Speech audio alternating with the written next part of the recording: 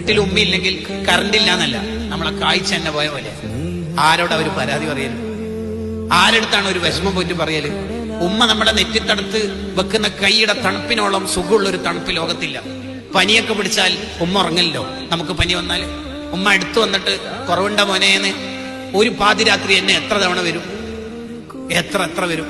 നമ്മൾ കളിച്ച് സ്കൂൾ ഗ്രൗണ്ടിൽ നിന്ന് കളിച്ച് തളർന്ന് വീട്ടിലെത്തുമ്പോ ഉമ്മ അടുക്കളപ്പണി കഴിഞ്ഞിട്ട് തിന്നാമെന്ന് കരുതിയ ഫുഡ് എടുത്തു വെച്ചതുണ്ടാവും. നാസ്തന്റെ 10-11:30 അവിടെ എത്തിയിട്ട് ഉമ്മ എന്തെങ്കിലും ഉണ്ടോ തിന്നാനും ഫുഡ്? ഇതല്ലേ ഇതായിരിക്കുള്ളത്? ഉമ്മ തിന്നാ എന്താന്നറിയില്ല മോനെ, തീരെ വിശപ്പില്ല എന്നൊക്കെ പറഞ്ഞിട്ടല്ലേ നമ്മളെ കഴിപ്പിച്ചത്. ഉമ്മ ഒരു വേറെ ജീവിതം. ഉമ്മന്റെ പകരം ലോകത്തൊരാളുമില്ല.